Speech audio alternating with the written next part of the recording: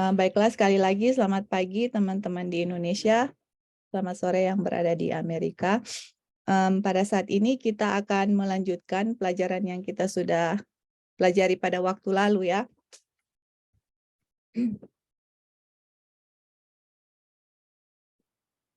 Pelajaran pada waktu lalu itu kita lagi belajar mengenai Kejadian 3 ayat 15 di mana Kejadian 3 ayat 15 ini adalah dia adalah sama dengan Wahyu 14 ayat 6, di mana di situ dimulai pekabaran malaikat pertama, kedua, dan ketiga. Dan Ellen White tulis bahwa Kejadian 3 ayat 15 itu adalah everlasting gospel atau Injil yang kekal, yang sama Injilnya dengan Wahyu 14 ayat 6, yang mana di situ ada Injil kekal ya. Nah, waktu lalu kita sudah belajar banyak ya mengenai enmity atau Tuhan menaruh kebencian, atau di Alkitab Bahasa Indonesia, aku akan mengadakan permusuhan, gitu. Nah, kita sudah belajar banyak mengenai permusuhan atau enmity di situ. Kita sudah sampai di pelajaran yang mana pada waktu Tuhan menaruh enmity, kita balik di sini dulu kayaknya. Saya lihat. Ini yang tadi saya sudah bilang. Oke, jadi pada waktu Tuhan menaruh enmity atau permusuhan ya di hati setiap manusia itu, di situ di dalam pekabaran malaikat ketiga yang ditulis oleh penatua Brother A.T. Jones, di situ dia bilang pada waktu Tuhan menaruh hatred atau enmity atau kebencian, itu kita ada kebencian terhadap kejahatan. Karena pada waktu manusia jatuh dalam dosa, dia punya pikiran itu sudah memiliki pikiran setan. Oke. Dan pikiran setan itu dia benci terhadap Tuhan. Sekarang Tuhan harus taruh enmity atau kebencian di mana kita benci terhadap kejahatan. Nah, pada waktu Tuhan menaruh kebencian terhadap kejahatan, itu juga menghasilkan kita untuk merindukan sesuatu yang lebih baik dari kejahatan yang kita benci itu. Nah, di pelajaran di sini dikatakan bahwa apa kerinduan atau apa objek dari kerinduan yang kita inginkan, oke, sesuatu yang lebih baik yang kita inginkan daripada kejahatan yang kita benci. Nah, di sini kita bahas bahwa kerinduan atau sesuatu yang Tuhan taruh di hati manusia, yaitu enmity atau kebencian perseteruan, itu adalah kita punya kerinduan terhadap Kristus. Oke.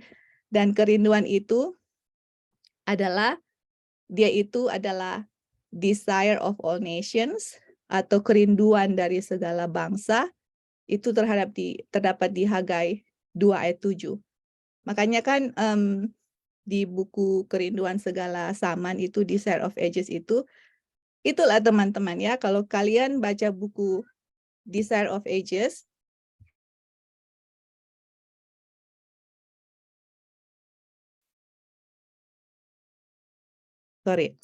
jadi kalau kita belajar buku Kerinduan Segala Zaman, itu sebenarnya sama dengan Kejadian 3 ayat 15, itulah permusuhan yang Tuhan taruh di dalam setiap manusia, yaitu kita benci terhadap setan, kita benci terhadap kejahatan, dan hal itu juga menghasilkan kita rindu untuk sesuatu yang baik, dan kerinduan itu yang Tuhan tanamkan dalam kita adalah kita mempunyai kerinduan terhadap Kristus. Oke? Nah, ini ya semua yang kita sudah bahas pada waktu lalu. Jadi mari kita review sedikit ya supaya teman-teman yang mungkin baru join yang nggak sempat ikut minggu lalu bisa ikuti sedikit. Jadi kita baca di sini ya, apa yang Tuhan tanamkan di Kejadian 3 ayat 15. Nah, kenapa kita perlu tahu ini? Karena ini adalah Injil teman-teman. Ini adalah everlasting gospel atau Injil yang kekal yang kita harus proklamasikan ke seluruh bangsa. Karena yang kita belajar ini adalah Kejadian 3 ayat 15 itu sama dengan Wahyu 14 ayat 6 ya yang tadi saya sudah katakan. Oke. Jadi Injil itu atau di Kejadian 3 ayat 15 yang Tuhan taruh dalam hati manusia itu adalah kita merindukan Tuhan Yesus. Oke, mari kita baca di sini ya. Di kerinduan segala zaman. Di dalam hati semua umat manusia, dari ras atau kedudukan apapun dalam hidup, ada kerinduan yang tak terlukiskan akan suatu yang tidak mereka miliki sekarang. Jadi setiap hati manusia itu kita mempunyai kerinduan. Oke, sekarang kita lihat kerinduan apa yang kita rindukan ya. Nah, kerinduan ini ditanamkan dalam tubuh manusia. Ini kan. Jadi Tuhan tanamkan kerinduan ini. Nah, kalau kalian maksudnya ini kapan sih Tuhan taruh di dalam hati manusia? Ini Tuhan tanamkan dalam setiap manusia itu sejak manusia jatuh dalam dosa, Tuhan kasih kerinduan. Oke, kerinduan akan Yesus itu sendiri. Jadi ditanamkan dalam tubuh manusia oleh Tuhan yang penuh belas kasih agar manusia tidak terpuaskan dengan kondisi atau pencapaiannya saat ini, apakah itu buruk, baik, atau sesuatu yang lebih baik. Jadi, apapun ya teman-teman yang kita capai, entah kita berhasil dalam pendidikan, pekerjaan, sesuatu yang baik, atau apapun yang kita lakukan, atau sesuatu yang buruk yang kita lakukan dalam hidup, itu hati kita itu nggak ada puas kalau yang Tuhan tanamkan itu kita tidak miliki.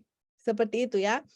Nah, apa sih yang Tuhan tanam? Yang apa kerinduan yang Tuhan tanamkan? Tadi kita sudah baca ya, yaitu kerinduan yang Tuhan tanamkan dalam diri kita adalah kerinduan akan Yesus. Oke. Di sini dibilang Tuhan menginginkan agar manusia mencari yang paling baik dan menemukannya untuk berkat abadi jiwanya. Jadi sebenarnya yang Tuhan tanamkan dalam diri kita ini adalah satu hal yang baik ya, karena ini menjadi berkat untuk kita. Seperti itu, bukan suatu hal yang buruk. Ini suatu hal yang baik yang Tuhan harus tanamkan untuk berkat bagi kita. Kita lanjut ya.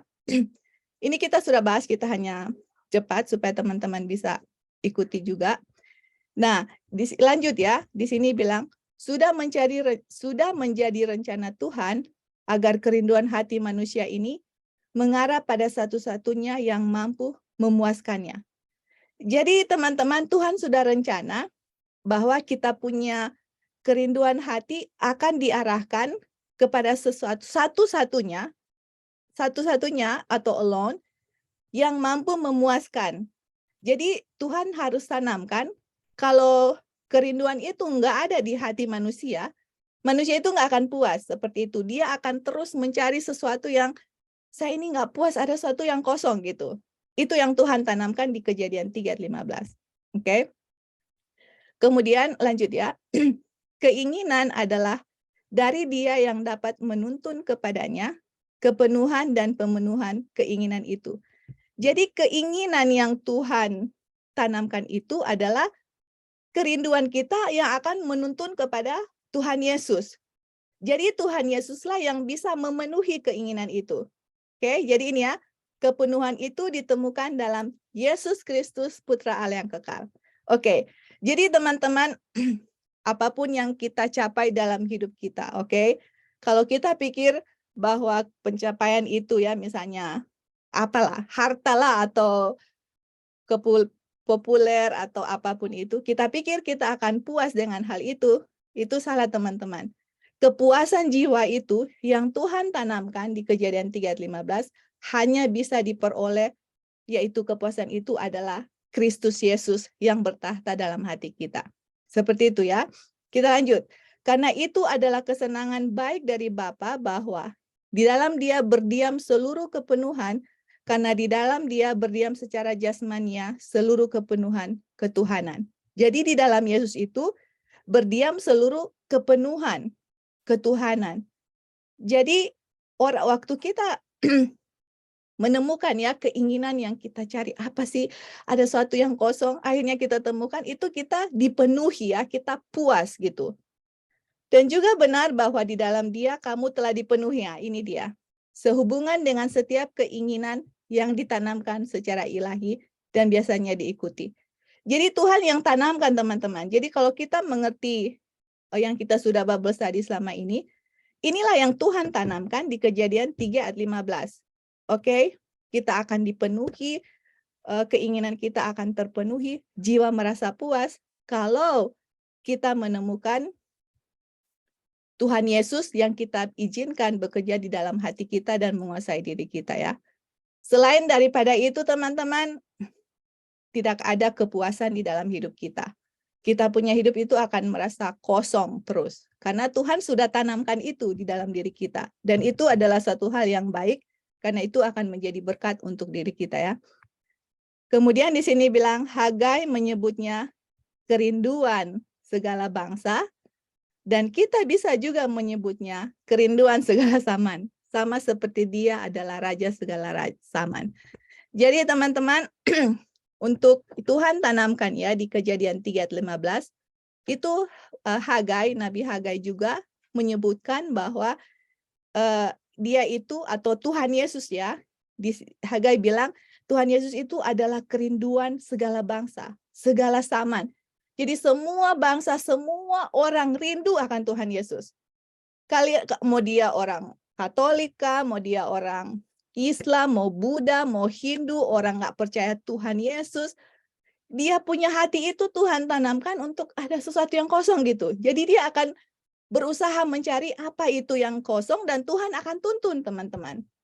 Nah, dan pada waktu Tuhan tuntun, nah itulah nanti apakah dia mau menerima itu atau enggak. Kalau dia menolak itu, kerinduan yang Tuhan sudah tanamkan, dia menolak Kristus, hatinya terus akan kosong ya. Dan dia akan mencari kepuasan-kepuasan yang lain untuk memenuhi dirinya, tetapi itu tidak akan memuaskan jiwanya. Oke, kita lanjut ya. Karena ini kita sudah bahas waktu lalu. Oke, kita lihat. Oke. Jadi 2 lagi kutipan, baru nanti kita kasih chartnya. Ini yang kita bahas waktu lalu, ini kutipan terakhir ya, yang minggu lalu. Kita baca di sini. Yesus tidak menyampaikan gagasan bahwa, oh bukan, ini sebelumnya. Oke, ini dia. Dia yang berusaha memuaskan dahaganya di mata air dunia ini, hanya akan minum untuk haus lagi. Di mana-mana manusia tidak puas. Jadi kalau kita mau cari sesuatu untuk memuaskan dahaga kita atau keinginan, minum dari mata air dunia, kita nggak akan puas teman-teman. Ini di sini dibilang ya.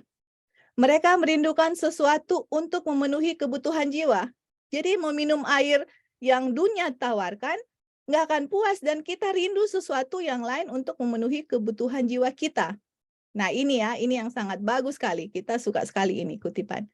Hanya satu, oke? Hanya satu yang dapat memenuhi keinginan itu. Jadi, apa yang dunia tawarkan tidak akan memenuhi kebutuhan kita. Hanya satu yang bisa memenuhi keinginan itu. Kebutuhan dunia, oke, yang dunia perlukan, yang teman-teman dan saya perlukan, yang akan memenuhi kebutuhan jiwa kita, kebutuhan dunia itu adalah kerinduan semua bangsa, yaitu Kristus. Aduh, wow ya, desire of all nations is Christ. Jadi mau bangsa dimanapun, rasnya apapun, kita semua rindu akan Tuhan Yesus ya. Dan itulah yang akan memuaskan diri kita. Kemudian, kasih karunia ilahi yang hanya Dia sendiri yang dapat berikan adalah seperti air hidup, memurnikan, menyegarkan, dan menyegarkan jiwa. Jadi ini dia ya teman-teman, karena hanya kasih karunia yang Yesus sendiri berikan, inilah yang akan menyegarkan jiwa kita. Di saat kita minum air yang Yesus berikan, kita langsung ingat perempuan Samaria, ya kan? Yesus bilang kalau kamu minum air ini, kamu tidak akan haus lagi. Jadi Tuhan dengan kata lain bahwa kalau kamu menemukan saya, itulah kepuasan kamu. Seperti itu. Dunia tawarkan, apa yang dunia berikan kepada kamu tidak akan memuaskan. Kebutuhan itu hanyalah dari Tuhan Yesus kita dapati, itulah yang memenuhi kebutuhan jiwa kita ya teman-teman. Oke, itu kutipan terakhir yang minggu lalu. Dan ini kutipan baru yang kita mau coba selesaikan, baru kita kasih dia punya chart ya. Jadi untuk kita semua ini adalah kutipan yang baru, tapi masih sambungan dari pelajaran minggu lalu mengenai yang Tuhan tanamkan dalam diri kita, yaitu kebencian terhadap setan, itu juga menghasilkan kita rindu sesuatu yang lebih baik, dan kerinduan itu adalah kita rindu akan Yesus Kristus, dan jiwa kita akan bisa dipuaskan waktu kita membiarkan Yesus masuk dalam hidup kita dan bekerja di dalam kita. Hanya itu ya teman-teman. Lain dari itu tidak bisa memuaskan kehidupan kita. Oke, kita lanjut ya. Ini kutipan yang baru. Oke, kita lanjut pelajarannya. Yesus tidak menyampaikan gagasan bahwa hanya satu tegukan air kehidupan sudah cukup bagi penerimanya. Jadi, waktu kita menemukan ya air hidup, itu hanya satu teguk itu enggak cukup. Oke, kita lihat. Dia yang mengecap kasih Kristus akan terus merindukan lebih. Jadi waktu kita sudah minum air yang Yesus berikan, itu sama dengan Ellen White bilang, kita mengecap kasih Kristus, kita akan rindu teman-teman. Ada kerinduan, saya mau lebih-lebih. Tetapi di saat kita minum, itu memuaskan jiwa, tapi kita mau lebih lagi seperti itu. Kalau dunia berikan, tidak memuaskan jiwa kita ya. Kalau Tuhan Yesus berikan, itu akan kita mau rindu untuk lebih dan lebih lagi. Dan waktu dia mengecap kasih Kristus, dia bilang dia akan terus merindukan lebih, tetapi dia tidak mencari yang lain. Jadi teman-teman, waktu kita sudah menemukan ya air hidup, yaitu Yesus, yang mana kita mengecap akan kasih Kristus, kita udah nggak mau mencari yang lain gitu. Oke, coba kita baca sini. Kekayaan, nah ini dia, kehormatan, kesenangan dunia tidak menarik baginya. Aduh, ini dia ya teman-teman. Jadi jiwanya itu sudah merasa puas dengan sesuatu yang Tuhan tanamkan di Kejadian 3 ayat 15, yang mana jiwanya itu sudah diisi dengan kasih Kristus, dengan air hidup, dan dia tidak mau rindukan yang lain lagi, mau kekayaan kah, kehormatan, kesenangan, nggak menarik lagi untuk dia gitu. Tangisan hatinya yang terus-menerus adalah lebih dan lebih dari Tuhan. Jadi kita punya hati, Tuhan, saya mau lebih dari kamu, Tuhan. Saya nggak rindu lagi untuk kekayaan, kehormatan, kesenangan. Nggak ada ketertarikan dari hal-hal itu di hati kita. Hati kita malah kita menangis, Tuhan, saya mau lebih. Saya mau terus mengecap akan kasih Kristus. Saya mau dari Tuhan, karena itu yang memuaskan jiwa kita. Oke?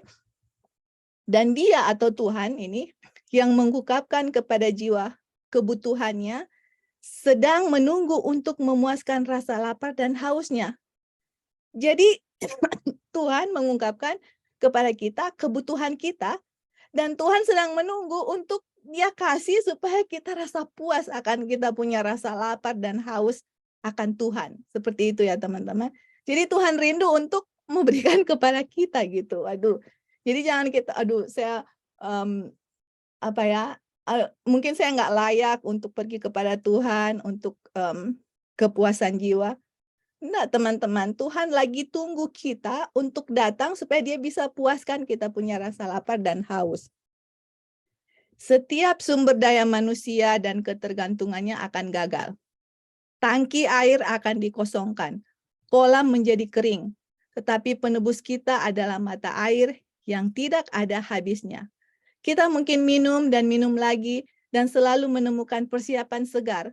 Jadi air yang kita minum itu nggak akan ada habisnya. Kita akan minum terus, selalu persediaan segar kita dapat, dan setiap kita minum itu jiwa rasa puas, tetapi kita nggak mau rindu lebih seperti itu.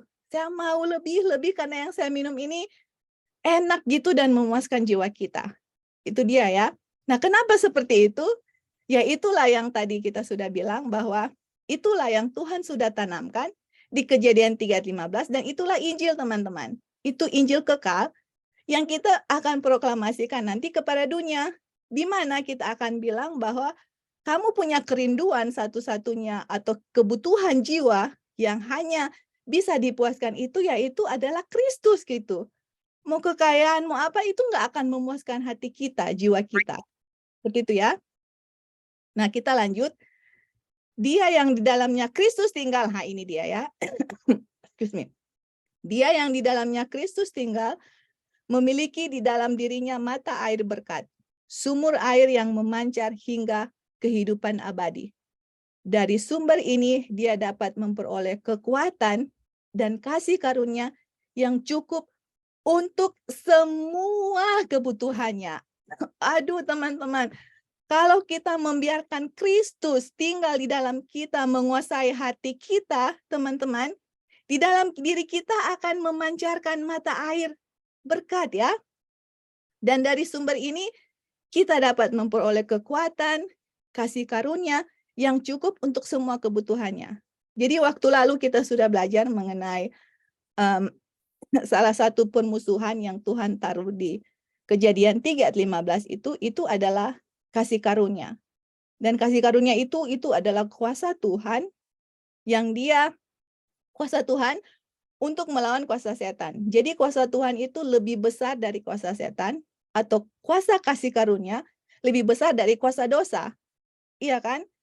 Nah inilah waktu kita membiarkan Kristus tinggal di dalam hati kita. Saya nggak mau bilang kalau Kristus tinggal di hati kita, karena memang Kristus ada di setiap hati manusia. Tapi masalahnya ada yang manusia menolak dia, ada yang menerima. Nah itulah sebabnya saya bilang kalau kita membiarkan Kristus tinggal di dalam diri kita, ini Kristus itu adalah sumber kekuatan yang kita peroleh, dan sumber ini cukup untuk semua kebutuhan kita, teman-teman. Mau kebutuhan kerohanian kita dicukupkan, kita punya keinginan dipuaskan, seperti itu ya. Jadi jiwa kita itu tidak merasa kosong. Nah, jadi kalau kita baca kutipan ini ya, kekayaan, kehormatan, kesenangan, itu kan yang dunia tawarkan. Oke? Dan bukankah teman-teman untuk membuktikan kutipan ini benar atau untuk membuktikan Kejadian 3:15 itu adalah suatu yang benar, yang mana kita punya kerinduan untuk suatu yang lebih baik, dan kerinduan itu adalah Yesus. Kita kasih contoh ya teman-teman. Kita lihat artis-artis Hollywood misalnya. Bukankah mereka mempunyai kekayaan? Bukankah mereka hidupnya, kalau kita lihat ya dari kacamata dunia, senang gitu, punya uang, bisa beli apa saja, beli mobil yang mewah, beli rumah yang mewah di Hollywood. Pokoknya kalau mau dilihat dari pemandangan mata dunia, apa sih yang mereka tidak bisa peroleh? Seperti itu ya. Semuanya ada, hidupnya senang. Tapi apakah kalian bisa lihat bahwa kehidupan mereka itu sebenarnya kosong? Dan mereka mau isi dengan sesuatu yang lain. Makanya mereka ada yang suka suka minum drug, obat-obatan, minum alkohol, sampai ada yang bunuh diri. Jadi kenapa begitu? Karena mereka mau cari kepuasan jiwa mereka dengan kekayaan, mau kehormatan, kesenangan, tapi mereka nggak dapat. Lebih mereka mau cari kepuasan di dunia, lebih kosong jiwa mereka. Itulah sebabnya karena mereka mau cari, tapi mereka carinya di hal-hal keduniawian, tapi Roh Kudus tetap bekerja sama mereka, tapi mereka menolak. Itulah kosong ya, mereka punya diri kosong, banyak yang bunuh diri, akhirnya keluarga cerai, kawin. Kalau artis-artis kalian lihat sudah berapa kali kawin, berapa kali punya istri, punya suami. Itulah teman-teman, kita lihat bahwa nggak ada kepuasan di dalam kekayaan, kehormatan, dan kesenangan. I'm not saying kita nggak boleh kerja atau itu salah untuk teman-teman diberkati oleh Tuhan dan mempunyai uang yang banyak. There is nothing wrong with it. Itu nggak salah. Asalkan apapun yang kita punya, kita gunakan untuk Tuhan gitu. Tapi kalau kekayaan yang kita peroleh hanya untuk kesenangan diri, mencari kepuasan diri, nah itulah kita tidak mendapatkan kepuasan di dalam diri kita ya teman-teman. Malah yang akan kita peroleh itu adalah kekosongan, kehampaan. Seperti itu. Dan sebenarnya kebutuhan itu hanya bisa dipenuhi dengan kita membiarkan Kristus bekerja dan bertahta di dalam hidup kita. Oke, jadi itu yang kita sudah bahas pada waktu lalu. Dan ini dia punya kesimpulan dari apa yang kita sudah bahas. Jadi kita sudah bahas ini ya teman-teman. Jadi bagaimana eh, pikiran manusia sebelum dia jatuh, kalian bisa lihat di chart sebelah kiri sini, dan pikiran manusia sesudah dia jatuh, dan itulah sebabnya Tuhan harus menaruh enmity atau permusuhan. Sorry ya, kita nggak mau menggunakan kata harus. Tuhan menaruh itu karena itu sudah menjadi rencana penebusan. Oke, sudah menjadi rencana keselamatan dari zaman kekekalan, yang mana kalau manusia jatuh, inilah rencana yang akan mereka lakukan. Dan inilah yang Tuhan lakukan terhadap manusia, bukan karena dia harus, karena dia mau, karena God is love, Tuhan itu adalah kasih. Dan yang selama ini kita belajar teman-teman, oke, yang selama ini kita belajar, waktu Tuhan menaruh enmity atau permusuhan, kita baca sini ya, itu kita mempunyai kebencian terhadap kuasa setan. Kita mempunyai kebencian terhadap hal-hal yang ada di dalam pikiran yang kita terima ya dari setan, yaitu carnal mind atau natural mind. Kita benci. Terus waktu Tuhan menaruh permusuhan di dalam hati manusia, kalau sesudah jatuh dalam dosa ya, kita punya pikiran itu semua jahat. Semua pikiran kita ini adalah pikiran dari setan. Oke? Dan Alkitab tulis itu adalah carnal mind atau pikiran daging. Dan pikiran daging itu tidak ada satu keinginan untuk berbuat yang baik dan tidak ada keinginan satupun untuk bisa menurut akan hukum Tuhan. Tetapi waktu Tuhan taruh permusuhan, disitulah muncul, ini dia ya, sumber dari setiap keinginan untuk berbuat baik, untuk melakukan yang baik, atau sejenis apapun yang pernah datang di dalam pikiran manusia di dunia ini. Jadi misalnya saya mau menolong saya punya tetangga kek, saya mau menolong kita punya keluarga kek, atau saya mau membagikan sesuatu yang saya punya, atau apapun ya hal-hal kebaikan yang kita melakukan, itu kenapa itu timbul dalam manusia? Itu tidak timbul secara natural, atau itu tidak timbul secara alami di saat manusia jatuh. Justru di saat manusia jatuh, kita punya natural itu semua hal yang jahat, teman-teman. Kalau kita tahu pikirannya setan apa, begitulah pikiran manusia sesudah jatuh dalam dosa. Tidak ada kebaikan dalam pikiran setan. Tapi waktu Tuhan taruh enmity, ada dorongan ya teman-teman. Ada dorongan untuk saya mau berbuat baik.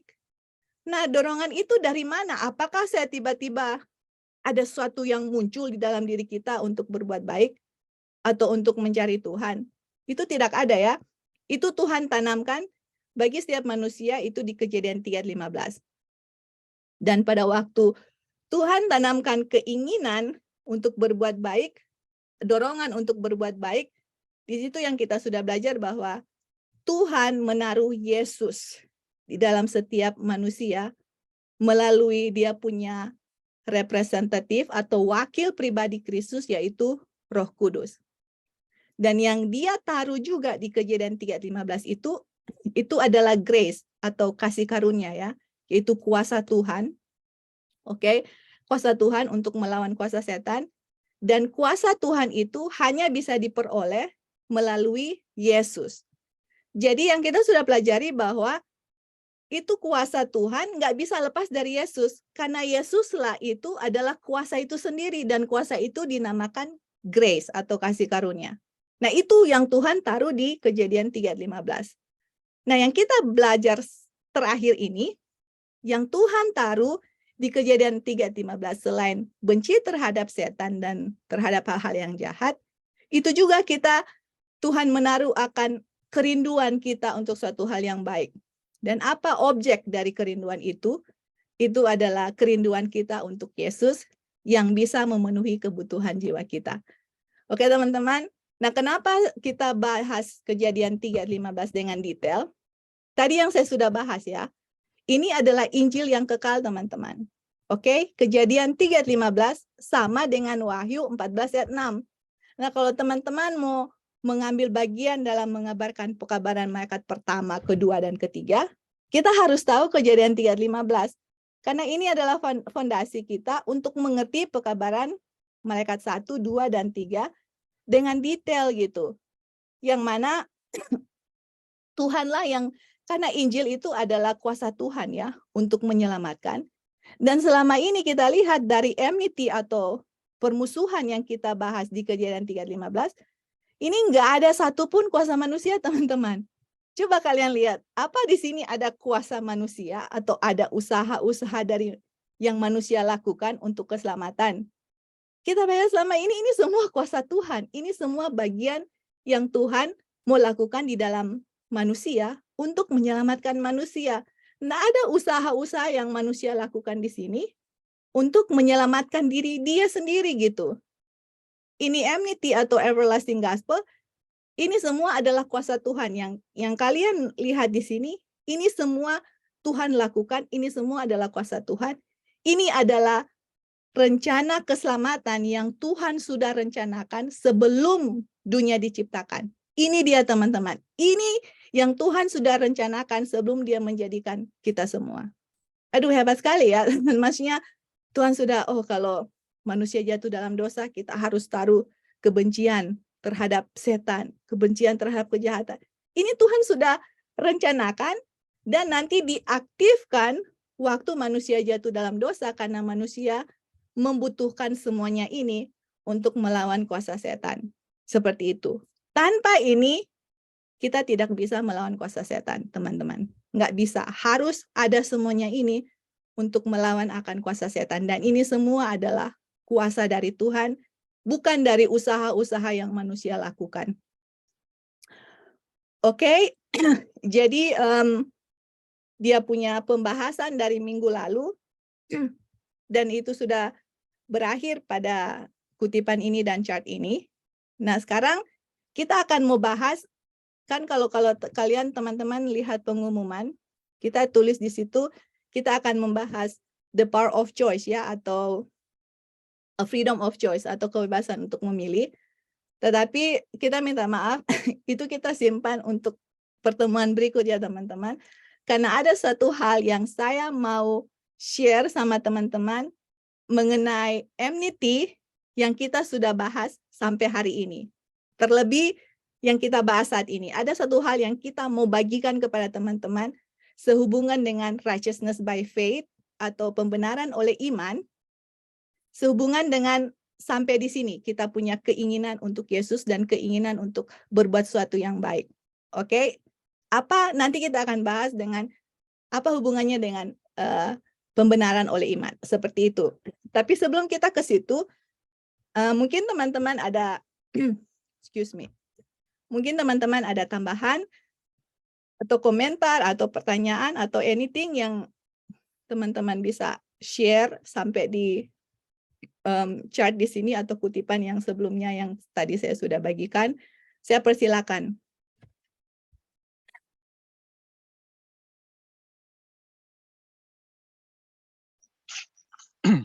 Ya, halo Joy. Oh ya, oke, silakan Bing. Bisa dengar, silakan. Ya, jadi di dalam pembahasan ini kita akan belajar bahwa kuasa Tuhan itu tidak pernah terpisah dengan Yesus. Sendiri ya. Karena ada banyak ya yang mengajarkan bahwa kuasa Tuhan dan Yesus itu terpisah. Tapi di dalam pembelajaran yang sedang kita ikuti, kita mempelajari bahwa kuasanya itu tidak pernah terpisah.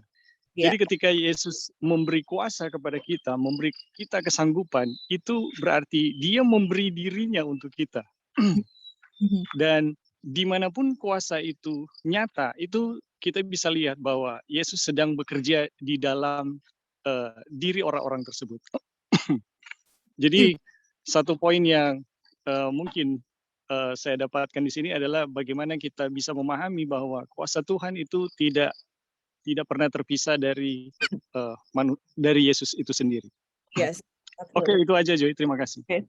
Terima kasih Bing, terima kasih atas tambahannya. Jadi yang Ebing bilang itu betul. Kenapa ya teman-teman? Karena saya pernah dengar, ini saya dengar ya. Mungkin kalian yang sudah pernah dengar, kalian akan mengatakan amin. Saya pernah dengar ada seorang membahas pembenaran oleh iman ya teman-teman, pembenaran oleh iman. Terus di akhir pembahasan ada yang tanya, oh jadi kita itu, apakah saya itu bisa sempurna? Bisa sempurna, apakah saya apakah saya bisa sempurna? Terus jawabannya adalah, iya kalian bisa sempurna, tapi kalian harus ada usaha. Ada usaha yang dinamakan kuasa Tuhan, tetapi bukan Tuhan yang melakukan. Kamu melakukan, Tuhan hanya kasih kuasanya. Ngerti enggak? Jadi misalnya dia bilang kita itu bisa sempurna, tetapi kita punya kesempurnaan itu karena kuasa yang Tuhan Yesus berikan, dan saya harus berusaha dengan kuasa itu, bukan Tuhan yang melakukan kesempurnaan itu di dalam kita. Itu teman-teman saya dengar, dan judul pembahasan itu adalah pembenaran oleh iman, gitu.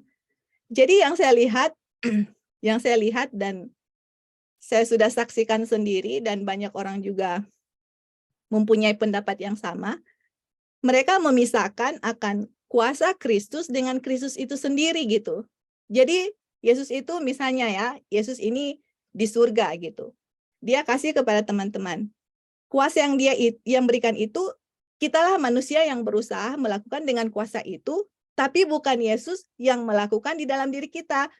Jadi Kristus dengan kuasa itu dipisahkan. Nah, makanya kuasa itu akan bekerja di dalam diri kita tanpa Kristus gitu. Nah, kalau kita mempelajari Kejadian 3:15 dengan pekabaran malaikat ketiga, teman-teman, itu sudah jelas ya, baik dari kutipan Ellen White, baik dari Alkitab sendiri, baik dari kutipan A.T. Jones, pekabaran malaikat ketiga, itu kuasa atau kasih karunia kuasa Tuhan. Dengan Yesus, kalian nggak bisa pisahkan.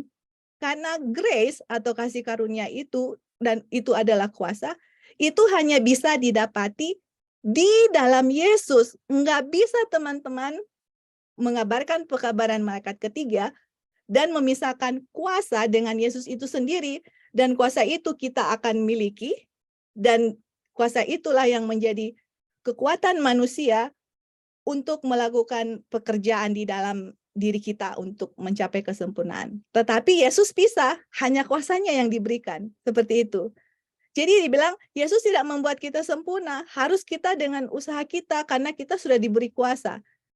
Teman-teman, apakah teman-teman pernah mendengarkan pekabaran-pekabaran seperti itu?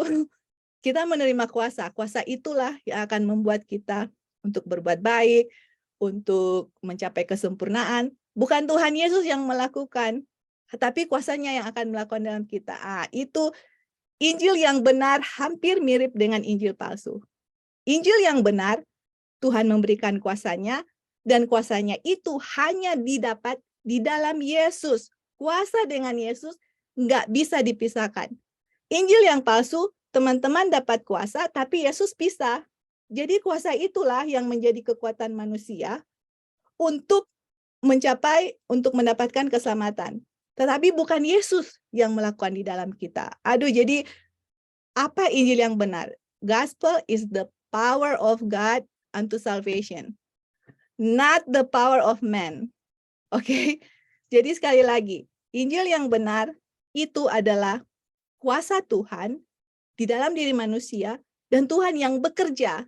Filipi 2 ayat 12. For it is God that worketh in you. Tuhan yang bekerja dalam kamu. Baik kamu punya will, keinginan, atau melakukan, Tuhan yang melakukan. Sedangkan Yesus aja di dunia ini dia bilang, apa yang kamu lihat, saya katakan, saya lakukan, Bapa yang melakukan di dalam saya. Yesus aja bilang begitu, terus kita yang bilang, oh kita yang melakukan, itu tidak seperti itu ya teman-teman. Jadi sekali lagi, bahwa Injil yang benar dengan Injil yang palsu mirip-mirip, tetapi mereka akan memisahkan Kristus. Seperti itu. Oke, ada lagi mungkin?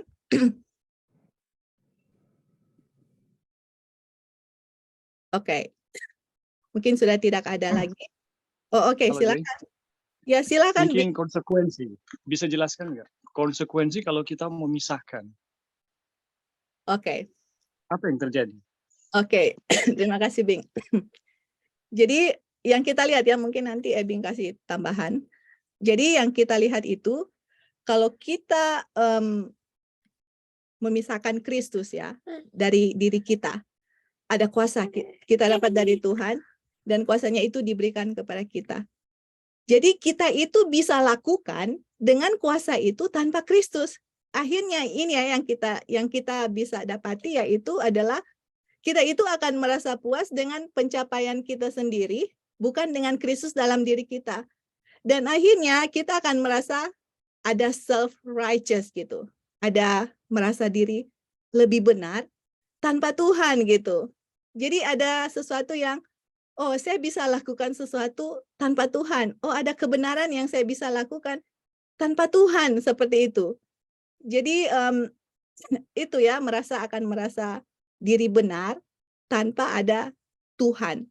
Karena kenapa? Karena saya sudah terima kuasa itu, dan kuasa itu Tuhan berikan, tetapi bukan Tuhan yang lakukan, saya lakukan. Jadi saya ada kekuatan gitu, saya akan merasa diri menjadi ada suatu kredit di dalam diri saya. Seperti itu. Itu yang kita bisa lihat, Bing. Apa Ebing ada tambahan lagi dari itu? Ya, hampir sama sih, tapi sedikit tambahan saja bahwa ketika kita memisahkan kuasa Tuhan dengan Tuhan atau Yesus dengan kuasanya, maka yang terjadi adalah ada pandangan yang mengajarkan bahwa untuk mendatangkan Kristus di dalam diri kita, ya, kita harus ada sesuatu dulu yang kita buat, baru dia bisa hadir, dia bisa datang. Padahal kuasanya, ya, kuasanya itu tidak pernah terpisah dengan kita. Bagaimana kita bisa menang dari segala dosa kalau dia terpisah dari kita gitu. Jadi mau tidak mau konsekuensinya adalah kita harus buat dulu sesuatu ya yang cukup baik di hadapan Tuhan, baru Tuhan itu bisa berkenan hadir di dalam diri kita. Padahal kenyataannya tidak ada seorang pun yang bisa melawan dosa maupun kuasa setan tanpa Tuhan itu sendiri. Ya, betul. Jadi dengan demikian teman-teman, apa yang akan terjadi? Kita akan masuk ke dalam satu situasi kondisi-kondisi yang mungkin menyiksa kita, mungkin membuat kita menderita, supaya kita berpikir bahwa Yesus akan datang dengan cara-cara seperti itu. Yesus akan berkenan kepada kita dengan cara-cara seperti itu. Padahal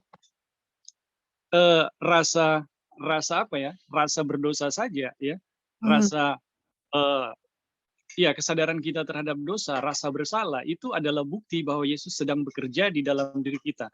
Kerinduan terhadap kebenaran itu juga adalah bukti bahwa Yesus sedang bekerja di dalam diri kita. Apalagi ketika kita mulai menyukai sesuatu yang baik, ya, mau melakukan sesuatu yang baik, itu adalah bukti bahwa Yesus sedang bekerja di dalam diri kita dan tidak pernah terpisah dengan kita. Betul. Oke, mungkin itu aja dulu. Terima kasih. Ya, thank you, Bing. Itu satu tambahan yang bagus ya, betul. Jadi itulah yang akan menyebabkan ada pandangan-pandangan akan usaha-usaha manusia gitu ya, tanpa Kristus. Betul. Terima kasih, Bing, atas tambahannya. Ada lagi teman-teman? Oke. Sekarang teman-teman perhatikan ya yang kita sudah kasih so far mengenai enmity, yaitu kita ada sumber keinginan untuk berbuat yang baik. Di sini ya, sumber dari impuls untuk berbuat yang baik atau dorongan atau setiap hal-hal yang baik yang pernah datang dalam pikiran manusia, atau kita ada kebencian di dalam hati kita terhadap setan dan pikiran dari setan yang setan taruh dalam manusia yang kita terima. Oke. Dan ada keinginan ya, yaitu keinginan sesuatu yang lebih baik, yaitu Yesus. Nah, sekarang teman-teman ada satu hal yang kita mau bagikan mengenai hal ini, yang ini ditulis di dalam Pekabaran Malaikat Ketiga, yang ditulis oleh A.T. Jones di dalam buku judulnya Third Angel's Message atau Pekabaran Malaikat Ketiga di tahun 1893. Apa hubungannya dengan pembenaran oleh iman ya teman-teman dari semua enmity ini? Oke. Mari kita lihat ya, ada poin penting yang kita harus lihat dan apa yang harus kita butuhkan atau apa yang harus kita perlukan. Nanti teman-teman akan lihat. Oke? Oke. Judulnya adalah keinginan lawan dari melakukan atau perbuatan. Jadi keinginan dan perbuatan. Oke? Ini ya. Bukankah tadi kita sudah belajar yang enmity atau permusuhan yang Tuhan taruh dalam manusia itu adalah keinginan kita akan suatu hal yang baik. Membenci, ada satu keinginan kebencian terhadap setan. Seperti itu ya. Keinginan akan Yesus di dalam diri kita. Keinginan akan suatu yang lebih baik. Oke? Keinginan lawannya perbuatan. Oke, jadi kalau saya berkeinginan, apakah itu sama dengan perbuatan? Nah, oke, ini dia ya. Oke, kita baca sama-sama, kita belajar sama-sama ya untuk pelajaran ini. Jadi, tunggu ya teman-teman. Tunggu sebentar. Oke. Jadi kita akan belajar keinginan dengan perbuatan. Oke, saya mau kasih kutipan sama teman-teman untuk kita bisa bedakan, kita bisa lihat ya, bagaimana kita semua sangat membutuhkan kebenaran Kristus. Oke, sangat teman-teman dari pelajaran ini. Dan itulah yang tadi yang Ebing sudah bilang, kita tidak bisa, oke, ada suatu perbuatan yang benar tanpa ada Kristus. Jadi pekabaran malaikat ketiga akan menekankan kita bahwa kita tidak bisa melakukan apapun tanpa Kristus. Nah, ini akan kita belajar ya. Oke. Kutipan pertama yang saya mau share kepada teman-teman, apa sih itu righteousness? Oke, apa itu kebenaran? Apa itu kebenaran yang Ellen White tulis dan juga A.T. Jones tulis? Oke, kita lihat dua-duanya memiliki definisi yang sama. Kita lihat ya, righteousness atau kebenaran adalah right doing. Ingat ya teman-teman, kebenaran itu adalah perbuatan yang baik. Dan dengan perbuatan kita, kita akan dihakimi. Itu kutipan pertama mengenai righteousness. Kedua, yang dari A.T. Jones yang dia kasih, dia tulis, God's righteousness atau kebenaran Tuhan, itulah yang kita harus miliki. Dan righteousness is right doing. Sama teman-teman. Oke. Kebenaran adalah perbuatan yang baik. Oke. Baik dari Ellen White, baik dari A.T. Jones, keduanya memberikan definisi yang sama. Right doing. Oke. Nah, dari enmity yang kita sudah pelajari so far, ada satu permasalahan yang kita mau angkat kepada teman-teman, di mana kita sangat membutuhkan Tuhan. Oke? Oke ya, ini dia. Nah, sekarang ini adalah khotbah yang tadi saya bilang, yang dibawakan oleh A.T. Jones di Battle Creek di General Conference di tahun 1893, dan ini dibikin di buku judulnya The Third Angel's Message. Oke, jadi dari selama kita belajar mengenai enmity yang kita share sama teman-teman, itu diambil dari khotbah di sini ya, teman-teman. Khotbah yang kita ambil dari A.T. Jones, terus kita taruh sama teman-teman, kita kasih kutipan-kutipan Ellen White, dan juga ada ayat-ayat Alkitab yang kita tambahkan. Nah, ini lanjutan ya dari enmity yang kita sudah bahas mengenai waktu Tuhan menaruh enmity, dia menaruh kebencian terhadap setan, terhadap dosa, dan dia menaruh akan keinginan kita untuk sesuatu yang lebih baik. Oke, saya baca ya teman-teman. Ingat tadi apa? Righteousness adalah right doing, atau kebenaran adalah perbuatan yang benar. Oke, kita baca sini. Apa yang A.T. Jones mau kasih sama kita untuk kita bisa lihat bahwa kita sangat membutuhkan Tuhan. Itu yang saya mau bawakan pada saat ini. Oke, saya baca ya. Orang yang menemukan kebencian terhadap kejahatan, keinginan untuk sesuatu yang lebih baik. Ini ya teman-teman, A.T. Jones lagi berbicara mengenai enmity. Bahwa waktu Tuhan taruh enmity atau permusuhan di Kejadian 3:15, Tuhan taruh kebencian terhadap kejahatan. Ini yang A.T. Jones lagi bilang. Tuhan menaruh keinginan untuk sesuatu yang lebih baik. Oke, orang yang menemukan kebencian terhadap kejahatan, keinginan untuk sesuatu yang lebih baik, keinginan untuk berbuat baik. Oke. Jadi bukankah Tuhan menaruh kita kebencian terhadap kejahatan, keinginan sesuatu yang lebih baik, keinginan berbuat baik? Tapi itu kan keinginan ya teman-teman. Ingat ya, saya mau tekankan itu keinginan atau desire. Keinginan. Terus A.T. Jones tanya, apakah itu perbuatan baik? Pertanyaannya, waktu saya ingin sesuatu yang lebih baik, saya ingin berbuat baik. Tapi apakah itu perbuatan baik? Itu A.T. Jones punya pertanyaan kepada jemaat. Kemudian jemaat jawab, ya tidak. Karena keinginan itu bukan perbuatan. Kalian bisa ngerti enggak? Makanya tadi saya kasih kutipan pertama, righteousness atau kebenaran itu perbuatan. Nah, yang Tuhan tanamkan ke kita, yaitu keinginan untuk berbuat baik, kebencian terhadap kejahatan. Makanya sekarang A.T. Jones mau kasih perbedaan ya. Apakah keinginan itu sama dengan perbuatan baik? Jemaat bilang, tidak. Nah, kemudian pertanyaannya, dapatkah dia melakukan kebaikan yang membuat dia ditarik dengan dorongan itu? Jadi, apakah kita, walaupun Tuhan sudah menaruh keinginan untuk berbuat baik, tapi pertanyaannya, apakah kita melakukan kebaikan,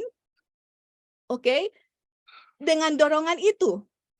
Jadi kan Tuhan sudah taruh dorongan, kita ada dorongan untuk berbuat baik. Tapi apakah kita melakukan dengan dorongan itu? Jemaat jawab tidak. Ini dia punya permasalahan ya teman-teman. Ini kita lihat masalahnya dan kita akan buktikan permasalahan ini terdapat di Alkitab dan bagaimana dia punya solusi. Jadi dengan dorongan yang Tuhan berikan kepada manusia, itu tidak membuat manusia, dorongan untuk berbuat baik, tidak membuat manusia untuk berbuat baik. Lanjut ya. Kemudian A.T. Jones kasih ayat di Roma 3 ayat 10, 11, dan 12. Kita lihat ya di Kejadian 3:15. Ya kan? Di Kejadian 3:15 Tuhan taruh kebencian terhadap kejahatan. Tuhan taruh kebencian terhadap setan. Tuhan taruh setiap keinginan, dorongan untuk berbuat baik.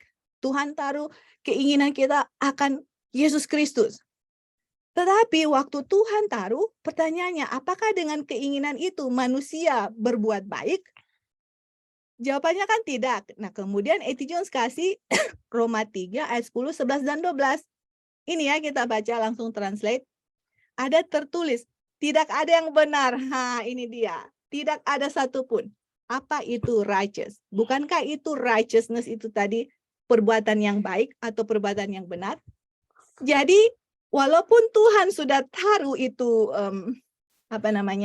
keinginan berbuat baik, tetapi di Roma 3:10 tidak ada yang berbuat baik, tidak ada satupun. Nah, kalau kita mau lihat ya kebaikan atau righteousness, apa itu standar? Apa sih yang membuat saya itu righteous? Seperti itu ya. Ya, dari kita punya pembahasan sebelumnya, untuk manusia itu dibilang dia itu righteous, itu kan hukum menjadi standar. Jadi hukum itu menuntut saya menurut semua hukum. Dari 1 sampai 10, dari saya lahir sampai saya hidup sekarang ini, detik ini, saya dikatakan righteous kalau saya menurut hukum 1 sampai 10, tidak ada dari sejarah kehidupan saya yang melanggar hukum itu satupun. Itu baru dibilang righteous, teman-teman. Itulah tuntutan hukum, dan hukum bilang, yes, kamu righteous. Seperti itu. Dan kita dapati bahwa walaupun keinginan yang Tuhan taruh di dalam kita itu untuk berbuat baik, tetapi keinginan itu bukan perbuatan baik, itu keinginan. Jadi walaupun keinginan itu ditaruh, unfortunately sayang sekali dari Adam dan Hawa sampai kita yang hidup di saat ini, tidak ada yang berbuat baik atau tidak ada yang memenuhi standar hukum itu sendiri. Seperti itu, tidak ada. Nah, makanya ini sangat beautiful waktu kita connect pelajaran ini dengan pembenaran oleh iman. Seperti itu. Terus kita lanjut ya. Ayat 11. Tidak ada yang mengerti, tidak ada yang mencari Tuhan. Walaupun, teman-teman, walaupun Tuhan sudah taruh desire, keinginan untuk mencari Tuhan, nggak ada yang cari Tuhan. Tuhan sendiri yang harus cari manusia. Aduh, emang manusia ini, bukan main ya teman-teman. Kalau kalian melihat kondisi kita manusia, sangat memprihatinkan. Dan itu akan melihat betapa besar kasih Tuhan yang mencari kita, yang terus bekerja di dalam diri kita. Itu yang saya lihat teman-teman. Kemudian ayat 12. Mereka semua sudah keluar jalur, sudah menyimpang. Ini dibilang, gone out of the way. Mereka semua sudah menjadi orang yang tidak berguna. Tidak ada yang melakukan yang baik, nggak ada satupun. Nah, makanya tadi A.T. Jones kasih tanya, apakah keinginan itu sama dengan perbuatan? Yang enggak, keinginan Tuhan tanamkan, tapi itu hanya sebatas keinginan. Itu tidak sama dengan perbuatan. Oke? Nah, itu dia yang punya masalah. Mari kita lanjut bahas dan kita lihat solusinya apa ya. Ini sangat interesting. Dia punya pelajaran. Oke, kita lanjut ya. Makanya di Roma 7 ayat 14 dibilang, karena kita tahu bahwa hukum itu rohani, tapi aku daging. Nah, daging ini karnal, oke teman-teman. Dijual di bawah dosa. Pikiran duniawi atau carnal mind adalah pikiran alami. Ya, ini carnal mind dengan natural mind, ini sama. Kita sudah bahas ya teman-teman waktu itu. Jadi, A.T. Jones bilang, kita semua mempunyai apa? Pikiran duniawi atau pikiran alami. Pikiran siapa yang merupakan pikiran alami? Jadi waktu kita mempunyai pikiran karnal atau pikiran alami, natural, pikiran apa yang kita miliki waktu kita jatuh dalam dosa? Nah, kita sudah tahu ya teman-teman, jawabannya adalah setan, yaitu pikiran diri. Jadi pikiran duniawi atau pikiran karnal, natural mind, itu sama dengan the mind of Satan, pikiran setan sama dengan the mind of self, atau kita punya pikiran yang memikirkan diri kita sendiri. Dan itu adalah pikiran setan. Jadi sama. Kalau kalian baca Alkitab, oke? Ada pikiran daging atau kalau kita nggak salah terjemahan bahasa Indonesia itu keinginan daging. Itu keinginan daging sebenarnya itu pikiran daging atau pikiran duniawi. Pikiran alami itu sama, pikiran setan sama, pikiran diri itu sama, 4 ini sama. Sama mereka punya dia punya term itu sama, oke? Semua itu berasal dari setan. Oke. Nah, kita lanjut ya. Nah, ini yang A.T. Jones mau kasih kepada kita bahwa karena kita itu jatuh dalam dosa, saya mempunyai pikiran carnal mind atau natural mind atau the mind of Satan, oke? Dan Tuhan sudah apa? Tanamkan kan? Bukankah Tuhan sudah tanamkan keinginan untuk berbuat baik, oke? Keinginan untuk berbuat baik atau satu kebencian terhadap kejahatan. Oke, tunggu ya semua. Jadi karena kita mempunyai pikirannya setan waktu kita jatuh dalam dosa ya, Adam dan Hawa jatuh dalam dosa. Ini dia punya masalah. Oke. Jadi ini A.T. Jones ambil dari Roma 7 ayat 14, sekarang lanjut Roma 7, 15 dan seterusnya ya. Dan kalian bisa buka Alkitab di Roma 7. Oke. Ini dia bilang, karena apa yang saya lakukan, saya tidak berkenan. Itu kan yang for that which I do, I allow not. Apa yang saya lakukan. Jadi saya nggak suka apa yang saya lakukan seperti itu. Apa alasan saya tidak berkenan dengan apa yang saya lakukan? Ada apa dengan itu? Mengapa saya tidak berkenan dengan itu? Karena saya tahu itu salah. Jadi teman-teman, oke, ini dia ya teman-teman, ini permasalahannya.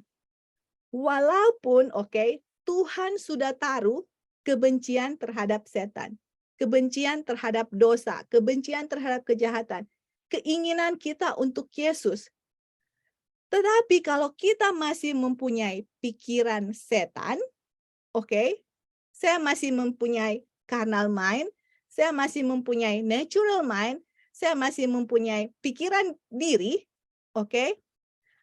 Apa yang saya lakukan saya nggak suka, teman-teman.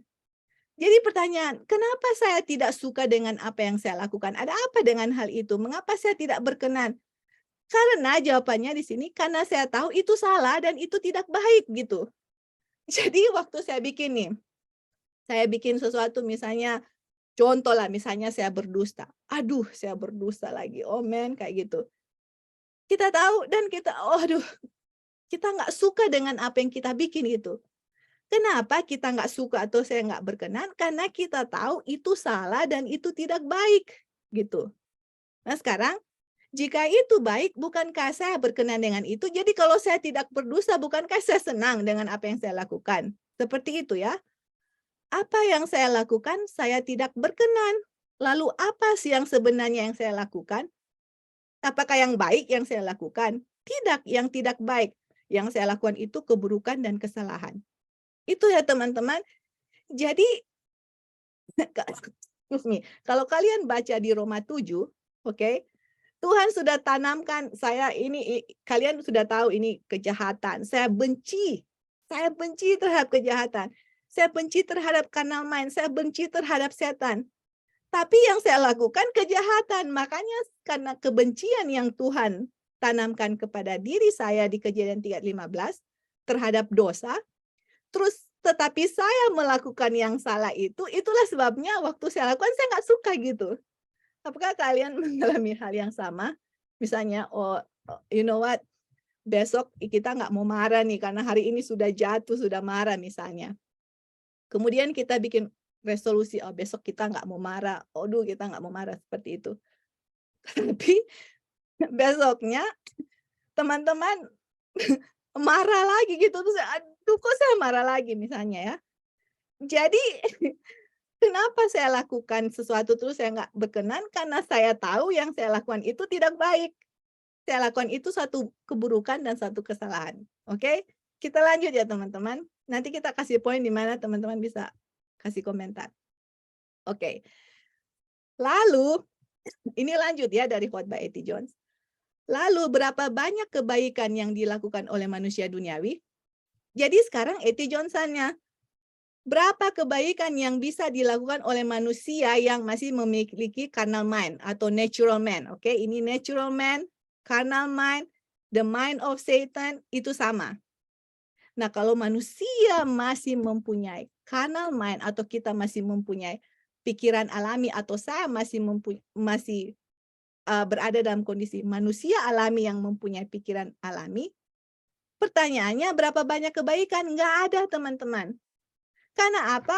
Pikiran saya ini pikiran setan. Apakah di pikiran setan ada satu kebaikan? Nah, itu pertanyaannya. Kalau pikiran setan nggak ada satu hal kebaikan dalam pikiran setan dan pikiran setan itu saya miliki, maka yang akan ada hasil, saya tidak ada kebaikan apapun yang dihasilkan oleh pikiran setan. So far situ ya. Oke. Lanjut. Meskipun, nah ini dia ya. Meskipun dia membenci yang buruk, kenapa dia benci? Karena Tuhan taruh kebencian, iya kan? Itu di Kejadian 3:15. Meskipun dia membenci yang buruk, seberapa banyak, excuse me, ada chart, tapi kita nggak bisa lihat. Oke. Meskipun dia membenci yang buruk, seberapa banyak kebaikan yang dia lakukan? Jawabannya tidak ada. Kebencian yang Tuhan tanamkan di dalam diri kita manusia, walaupun kita benci, tapi sekarang pertanyaannya berapa banyak dan kebaikan yang saya lakukan dengan natural mind, dengan manusia alami? Nggak ada, teman-teman. Aduh, mengerikan sekali. Dia yang melakukan kebaikan, tetapi berapa banyak kebaikan yang dia akan melakukan kebaikan. Jadi dia mau ya, dia mau melakukan kebaikan, tapi berapa banyak kebaikan yang sebenarnya dia lakukan? Nggak ada. Aduh. Jadi teman-teman, untuk kita semua, oke, I'm talking about me, kita ngomong mengenai saya. Saya ingin melakukan kebaikan, karena itu sudah ditanamkan Tuhan di Kejadian 3:15. Tapi berapa banyak kebaikan yang saya lakukan waktu saya masih punya carnal mind? Jawabannya nggak ada. Terus A.T. John tanya, apakah demikian? Jemaat bilang, iya, memang demikian. Karena Alkitab mengatakan demikian. Nah sekarang Alkitab di mana yang mengatakan demikian? Itu di Roma 7 yang bilang, saya mau bikin ini, apa yang saya bikin saya nggak suka. Kenapa? Karena yang saya bikin, saya tahu salah, saya bikin. Itulah manusia yang masih mempunyai carnal mind, teman-teman. Nah, ini Injil, oke, Injil yang kita belajar, ini akan mengungkapkan masalah manusia dan dosa di akarnya. Kalau kalian kena sakit kanker, kita harus obati kanker itu di akar. Jangan obati orang sakit kanker hanya sakit kepalanya yang diobati, muntah-muntah mungkin diobati, sakit perut mungkin. Tapi harus cari tahu penyebab dia.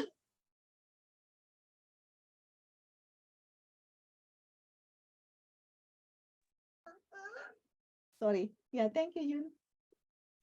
Jadi untuk mengobat penyakit kanker, kita harus obati sampai di akarnya ya. Jadi masalah dosa kita, teman-teman, masalah kita manusia, inilah yang akan mengobati sampai di akar.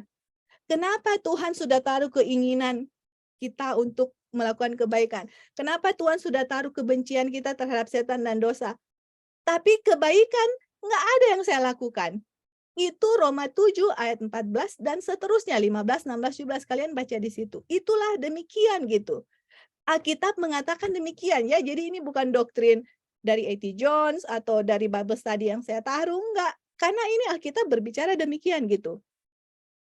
Jadi lanjut ya, ini tidak mengatakan apa-apa tentang yang dia ketahui.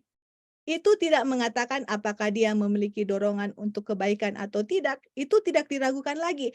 Jadi teman-teman, permasalahan di sini adalah saya sudah mempunyai knowledge, pengetahuan. Kalian belajar Alkitab setiap hari mungkin, oke? Setiap hari mungkin baca Alkitab atau belajar Alkitab, Bible study mungkin. Itu kita banyak pengetahuan. Kemudian kita itu sudah memiliki dorongan atau keinginan untuk melakukan kebaikan. Seperti itu. Jadi itu bukan masalah ya teman-teman. Ini masalahnya bukan pengetahuan yang kita tahu, bukan saya tidak memiliki dorongan atau enggak, kita sudah memiliki dorongan untuk berbuat yang baik. Ini bukan masalah lagi. Dia memiliki dorongan kebaikan sepanjang waktu, bukankah demikian? Kenapa? Karena setiap manusia yang lahir di dunia, Tuhan taruh keinginan untuk sesuatu yang baik. Di Kejadian 3:15 dia kasih kepada Adam dan Hawa, sampai setiap orang yang lahir Tuhan taruh itu gitu. Kita punya keinginan berbuat baik, kita mempunyai sesuatu keinginan untuk benci setan dan kejahatan. Itu sudah ada, Tuhan sudah tanamkan. Dan pengetahuan yang kita miliki, mungkin kita baca Alkitab, atau Roh Kudus berbicara kepada manusia yang tidak mempunyai Alkitab, Roh Kudus berbicara dan bekerja dalam setiap manusia. Keinginan untuk melakukan yang baik itu ada. Ini dia bilang, dia memiliki pengetahuan tentang kebaikan, sedemikian rupa, sehingga dia membenci hal-hal yang buruk yang dia lakukan. Nah ini dia teman-teman, saya mempunyai pengetahuan tentang apa? Kebaikan. Saya tahu saya tidak boleh berdusta, saya tahu saya tidak boleh mencuri, saya tahu saya tidak boleh berzina, saya tahu saya harus memelihara hari Sabat. Kalian bisa tulislah 10 hukum atau peraturan-peraturan yang Ellen White kasih ya, baik dalam keluarga, dalam membesarkan anak atau semua.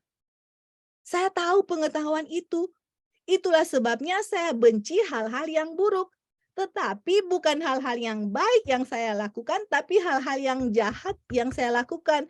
Makanya waktu saya lakukan, saya nggak suka, saya nggak berkenan. Kenapa? Sekarang pertanyaannya, kok begitu gitu loh? Apa sih masalahnya? Masalahnya teman-teman, karena waktu kita jatuh dalam dosa, kita mempunyai carnal mind. Pikiran daging atau keinginan daging bahasa Indonesia. Itu dia punya masalah. Karena carnal mind, coba kita lihat di sini ya, apakah kita taruh? Oke, mungkin tidak ada. Kalau kita baca Roma 8, kita lupa ayat berapa. Karena carnal mind atau pikiran daging atau keinginan daging, itu benci Tuhan gitu. Dan nggak bisa tunduk akan hukum Tuhan. Dan nggak bisa gitu. Walaupun Tuhan sudah taruh keinginan, kebencian terhadap kejahatan, kalau saya masih memiliki pikiran setan atau pikiran kanal, itu teman-teman nggak akan bisa melakukan sesuatu yang baik walaupun kita mempunyai pengetahuan seberapa tinggi pengetahuannya, tapi itu hanya sampai batas pengetahuan. Tidak ada perbuatan kebaikan yang kita bisa lakukan dengan carnal mind. Nah, ini dia teman-teman. Ini kita udah mau masuk permasalahannya. Jadi sebenarnya masalah manusia di dunia ini bukan dosanya, tapi carnal mind itu yang membuat orang berdosa. Dosa itu, misalnya ya, contoh, saya ulang lagi kanker. Kenapa orang sakit kepala, pusing? Ternyata waktu dicek, aduh dia punya kanker di otak gitu. Jadi kalau kita lihat secara luar ya, oh dia ini punya masalah apa? Sakit kepala dan pusing. Tapi sakit kepala dan pusing itu hanya symptoms, gejala dari penyakit kanker. Ini dosa adalah gejala dari orang yang masih punya carnal mind. Teman-teman. Oke? Masih mempunyai natural mind, masih mempunyai pikiran setan. Itu permasalahan yang kita harus tahu gitu. Walaupun Tuhan sudah taruh tanam keinginan untuk dia, kebencian dosa, tapi kalau saya masih memiliki carnal mind, mau saya tahu kebaikan apapun, saya mempunyai pengetahuan setinggi apapun, tetap hasilnya adalah dosa. Ini dia. Nah, sekarang pertanyaannya, bagaimana carnal mind itu disingkirkan? Nah, itulah pelajaran gaspol ya, teman-teman. Tapi kita belum ke situ, kita masih harus bahas dulu dia punya masalah yang kita lihat di sini. Oke, lanjut ya.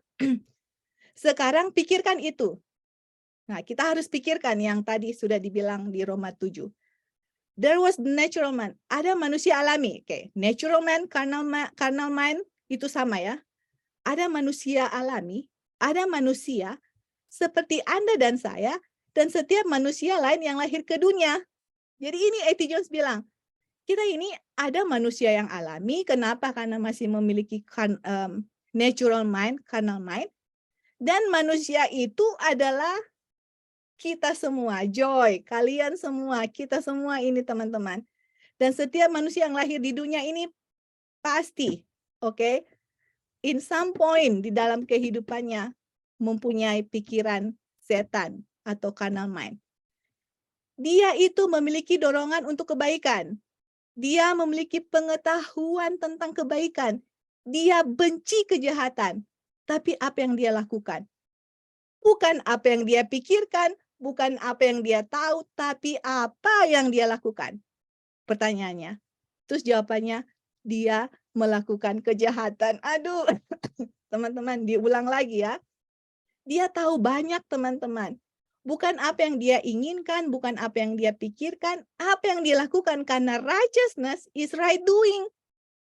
Yang kita lakukan bukan right doing, perbuatan benar, tapi perbuatan yang jahat.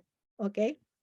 Ini bukan pertanyaan tentang apa yang dia ketahui. Apakah dia melakukan hal lain selain kejahatan? Tidak. Aduh, teman-teman. Itu kondisi kita semua, teman-teman. Kita melakukan kejahatan terus menerus kita tanya, Tuhan kok kenapa kita masih berbuat dosa, jatuh. Karena kita punya pikiran masih carnal mind. Inilah yang A.T. Jones mau kasih tahu kepada kita. Makanya dia bilang, janganlah kita melewatkan pengetahuan benar untuk perbuatan benar.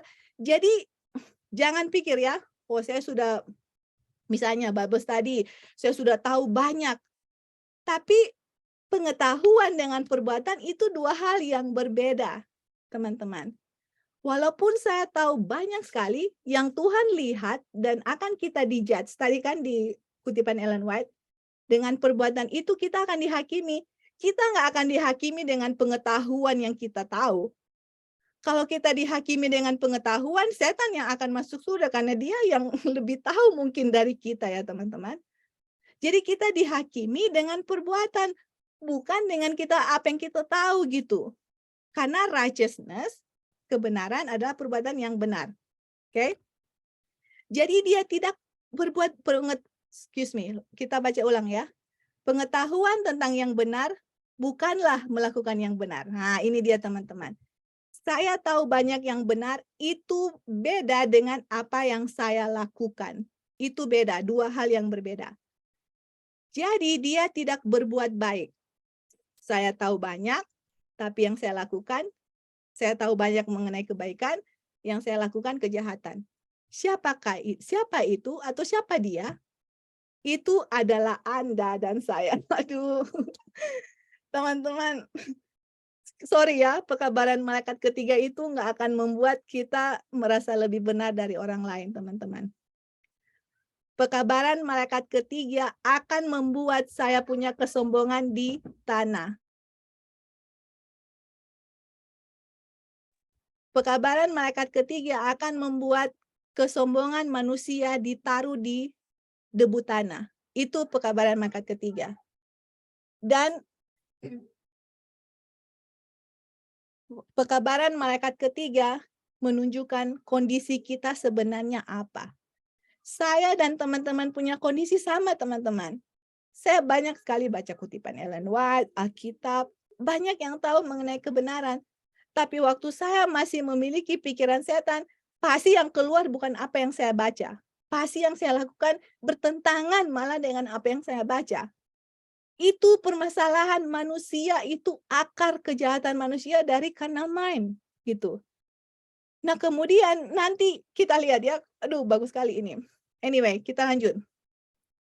Jadi dia tidak berbuat baik. Siapa dia itu? Itu adalah Anda dan saya, dan itu adalah manusia alami. Ya, waktu kita masih punya natural mind, kita manusia alami, itulah yang akan terjadi di diri kita semua, saya dan teman-teman. Terus pertanyaannya, apakah itu saya? Iya. Jangan kita tunjuk, oh kamu begini, oh pendeta ini begini, oh ketua jemaat ini begini, oh di general conference ini begini.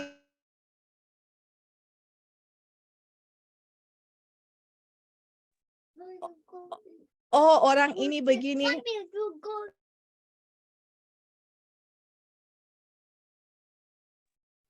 Si A begini, si B begini. Teman-teman, kalau saya masih belum tahu saya punya pokok permasalahan apa, natural mind, saya juga sama dengan orang itu gitu. Mungkin orang itu membunuh, berzina, tapi saya mungkin mencuri, berdusta. Sama. Carnal mind, pikiran setan masih ada di saya. Seperti itu ya teman-teman. Apakah itu saya ya? Excuse me. Nah ini dia.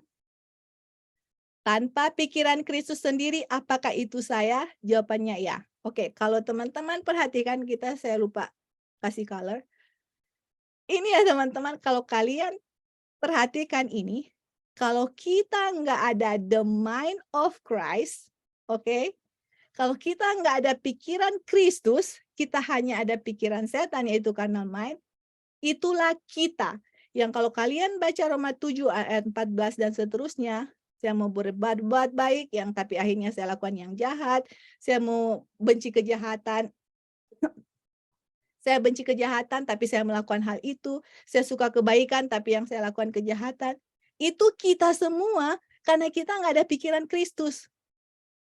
Nah, ini pelajaran akan mau kasih tahu bagaimana mendapatkan pikiran Kristus dan bagaimana menghancurkan pikiran setan. Itulah akar dari semua permasalahan manusia di dunia ini gitu, teman-teman. Dan itu hanya bisa dilakukan dengan gospel, Injil yang benar. Nanti kita baca ya, dia punya kutipan. Lanjut ya.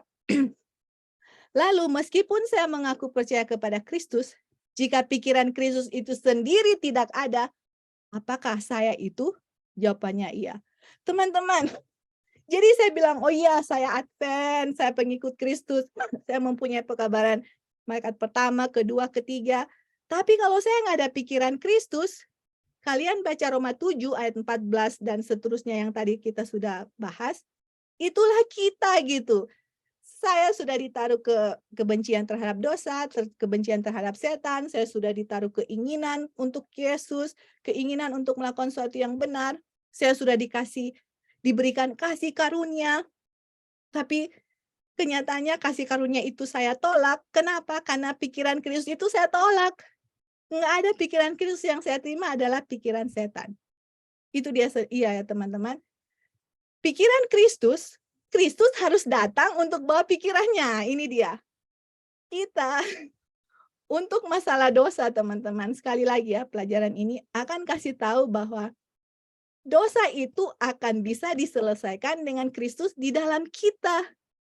Karena yang akan membuat manusia memiliki pengetahuan dan melakukan yang baik, itu harus ada pikiran Kristus, bukan pikiran karnal, seperti itu. Oh man, oke. Jadi sekali lagi, gospel tidak bisa menyingkirkan Kristus dari kehidupan manusia. Oke. Duduk ya, Weh. Oke, itu ya. Oke, thank you. Oke, kita lanjut ya. Oke. Sekarang ini dia punya pokok. Jadi kenapa sesuatu yang saya tahu benar, saya tidak lakukan. Sesuatu yang saya tahu jahat, itu yang saya lakukan. Padahal saya punya pengetahuan, saya punya keinginan yang Tuhan sudah tanamkan dari Kejadian 3 ayat 15. Ini dia yang kalian baca di depan ini dia ya. Ini dia alasan kenapa itu semua terjadi. Oke? Saya memiliki pengetahuan, tapi tidak memiliki kuasa. Nah, ini dia. Jadi misalnya ya, ada satu mobil atau kebetulan ada mobil mainan anak-anak ini misalnya. Ini mobilnya udah ada, tapi kenapa mobilnya nggak bisa jalan sendiri? Kenapa? Karena nggak ada baterai di dalam. Oke? Sama, saya punya pengetahuan tapi nggak ada kuasa untuk menjalankan apa yang saya tahu. Apa solusinya? Ini ya solusi. Nah atau now, Injil Kristus, the Gospel of Christ, yaitu Kristus di dalam kamu, itulah kuasa. Nah, ini dia teman-teman. Oh man, wow. Jadi untuk kita memiliki pengetahuan yang Tuhan sudah tanamkan kebencian terhadap dosa dan setan, Tuhan sudah tanamkan keinginan untuk berbuat baik, Tuhan sudah kasih pengetahuan untuk melakukan semua perbuatan baik itu, harus ada Kristus di dalam kita dan itulah kuasa. Masih ingat tadi yang saya bilang ada orang yang kasih pekabaran pembenaran oleh iman? Bagaimana kita bisa menjadi sempurna? Yaitu Tuhan kasih kuasa, tapi kuasa itu kalian yang harus lakukan dan Kristus, bukan Kristus yang lakukan, tapi dilakukan dengan kuasa itu. Teman-teman, Injil apa? Kristus di dalam kamu, itulah kuasa. Pekabaran malaikat ketiga, Kristus yang melakukan di kita, dan itulah kuasa yang mana semua pengetahuan yang kita lakukan akan bisa dilakukan dengan kuasa itu, dan kuasa itu adalah Kristus di dalam kita gitu. Kita nggak bisa pisahkan Injil, pekabaran malaikat ketiga, atau 1, 2, 3, atau Kejadian 3:15, tanpa ada Kristus. Nggak bisa teman-teman, nggak bisa. Karena saya tahu banyak saya nggak bisa lakukan karena nggak ada kuasa atau tidak membiarkan Kristus melakukan di dalam kita. Oke? Dan itu adalah kuasa Tuhan bagi setiap orang percaya. Aduh teman-teman. Untuk melakukan atau untuk ada kuasa melakukan di dalam diri kita, apa yang saya ketahui, itu harus ada Injil, yaitu kuasa Kristus, atau Kristus diam di dalam kita, dan itulah kuasa untuk melakukan itu bagi setiap orang yang percaya bahwa Kristuslah yang akan melakukan di dalam kita, dan itu adalah kuasa. Oke, kita lanjut ya, sudah mau selesai, nanti teman-teman bisa kasih komentar. Oke. Ini kutipan terakhir ya teman-teman. Ini kutipan terakhir, oke. Jadi pertanyaannya, perbuatan siapakah yang harus kita miliki? Masih ingat tadi righteousness, kan masih ingat righteousness is right doing. Dan kita mempunyai keinginan bukan untuk melakukan kebaikan, tetapi berdasarkan Roma 7, kita nggak ada satu orang pun yang melakukan yang baik, tidak ada satu pun orang yang melakukan yang benar. Dan apa yang saya mau lakukan, saya tidak lakukan. Perbuatan yang baik yang harus saya lakukan, saya tidak lakukan. Malah kejahatan yang saya lakukan. Sekarang, apa solusinya gitu tadi? Kenapa seperti itu? Karena kita masih memiliki carnal mind, natural mind, atau pikiran setan, atau pikiran diri. Nah, Injil itu adalah Kristus di dalam kamu, dan itulah kuasa yang akan memampukan manusia untuk melakukan. Oke? Nah, sekarang pertanyaan yang di sini dia bilang, perbuatan benar siapakah yang harus kita miliki? Karena righteousness is right doing. Pembenaran atau kebenaran itu adalah perbuatan yang benar. Bukan desire ya, bukan keinginan untuk melakukan yang benar, bukan. Tapi perbuatan. Bisa lihat ya, makanya tadi judulnya desire lawan doing. Atau keinginan lawannya perbuatan. Jadi sekarang, untuk saya bisa melakukan yang benar, yaitu righteousness, dan standar kebenaran itu adalah hukum Tuhan. Jadi pertanyaannya, perbuatan benar siapa yang saya harus miliki untuk saya bisa melakukan, bukan hanya menginginkan, tapi melakukan? Jawabannya teman-teman adalah Tuhan. Aduh, hanya Tuhan punya perbuatan benar yang kita miliki, yang bisa memampukan manusia untuk melakukan yang benar.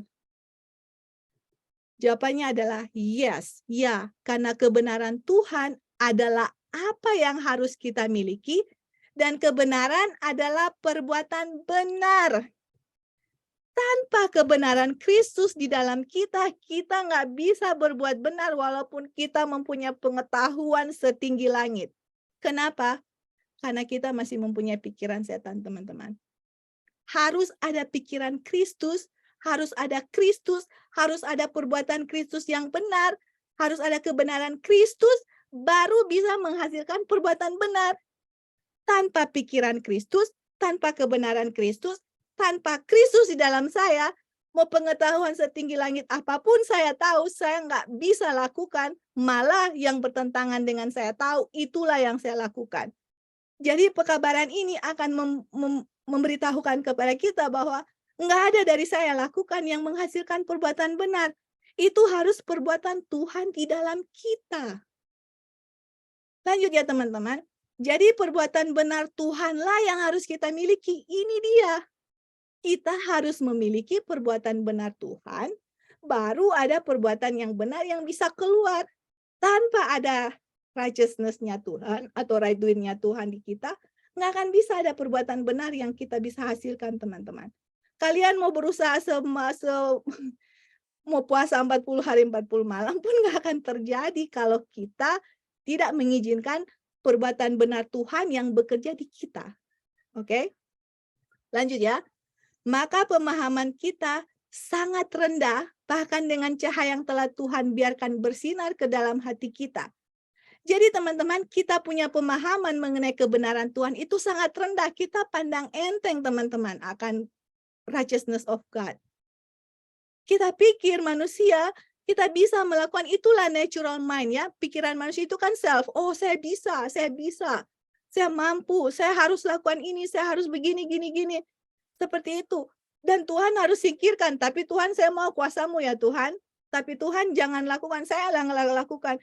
Tuhan nggak bisa, harus saya punya perbuatan, harus saya di dalam kamu, harus pikiran saya di dalam kamu untuk bisa menghasilkan perbuatan benar. Kalau itu nggak ada, nggak akan bisa teman-teman. Makanya untuk doktrin yang bilang, kalau kita berdosa Tuhan harus disingkirkan, oh bagaimana caranya kita mau berbuat benar untuk mendatangkan Tuhan, sedangkan Tuhannya nggak ada. Coba jawab pertanyaannya, apakah ada satu kebenaran yang bisa keluar dari manusia tanpa ada Tuhan? Apakah ada perbuatan benar yang manusia bisa hasilkan tanpa ada kebenaran Tuhan, tanpa ada pikiran Tuhan di dia, atau tanpa ada Tuhan? Karena dibilang di sini ya, Injil Kristus adalah Kristus di dalam kamu, itulah kuasa. Oke, nggak terpisah Tuhan dengan Kristus dengan kita ya. Itulah kuasa, itulah perbuatan Kristus di dalam kita yang akan menghasilkan perbuatan benar. Dan perbuatan benar itu pun standarnya harus 10 hukum, yang mana semua hukum harus dituruti. Aduh teman-teman, Standar hukum sangat tinggi. Hanya Injil ya, hanya pekabaran Injil yang benar, yang bagaimana bisa Kristus melakukan di kita, yang ada penurutan terhadap 10 hukum itu. Tanpa Kristus, tanpa pikiran Kristus, tanpa kebenaran Kristus, nggak bisa teman-teman. Itulah yang Rasul Paulus katakan. Saya punya pengetahuan, saya berkeinginan berbuat baik, tapi yang keluar adalah kejahatan. Dan inilah solusinya. Harus ada pikiran Kristus, harus ada Kristus, harus ada Injil yang benar, harus ada perbuatan Kristus, baru bisa menghasilkan perbuatan benar. Itulah sebabnya A.T. Jones bilang, perbuatan benar Tuhanlah yang harus kita miliki. Jadi kita, righteousness-nya Tuhan itu kita sangat kurang ya pengetahuan sampai kita nggak sangat menginginkan itu di dalam kita. Kita nggak menginginkan pikiran Kristus karena mungkin kita nggak tahu jalan keluarnya apa. Dan bagaimana untuk memiliki pikiran Kristus. Itulah Kejadian 3:15 yang mana nanti kita akan bahas. Tuhan akan meremukkan kepala setan, carnal mind, teman-teman. Nah, itu nanti kita akan terus belajar sampai di kayu salib ya. Aduh, sangat beautiful pelajaran mengenai gospel. Sekarang kutipan terakhir, bukan kutipan, statement terakhir dari kutipan ini dibilang, lalu, ini ya kita baca dan kita renungkan. Lalu, di manakah perbuatan baik setiap orang di dunia ini yang tidak memiliki pikiran Kristus? Ini ya pertanyaannya. Of course nanti kalau kalian baca bukunya, nggak ada teman-teman. Jadi untuk orang yang tidak memiliki pikiran Kristus atau menolak Kristus tinggal di dalam dia atau mempunyai doktrin Kristus harus terpisah dari dia, apakah ada perbuatan yang bisa dihasilkan di orang di dunia ini yang nggak ada pikiran Kristus, yang nggak ada Kristus, yang nggak ada perbuatan Kristus? Teman-teman, apakah kita harus berbuat baik dulu untuk mendatangkan Tuhan di kita? Apakah kita harus melakukan sesuatu untuk menggerakkan hati Tuhan baru Tuhan bilang, oke, saya harus tunggu ya, kamu berbuat baik baru saya datang kepada kamu. Apakah Tuhan kita seperti itu? Tuhan kita adalah, kalian nggak bisa berbuat baik, saya akan melakukan di dalam kamu gitu. Dan saya sudah lakukan, terimalah perbuatan kita yang baik gitu. Karena nggak ada setiap perbuatan yang baik yang kita bisa lakukan tanpa Kristus atau tanpa pikiran Kristus. Oke teman-teman, jadi itu hanya tambahan yang saya kira ini sangat bagus untuk kita sampaikan karena kita lagi berbicara bagaimana Tuhan taruh, excuse me. Tuhan menaruh kepada setiap manusia akan kebencian terhadap setan, kebencian akan kejahatan, akan kerinduan sesuatu yang baik.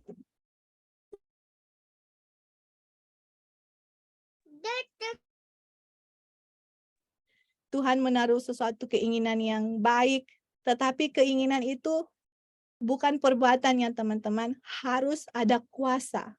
Dan kuasa itu adalah Kristus sendiri, itu yang kasih karunia ya teman-teman.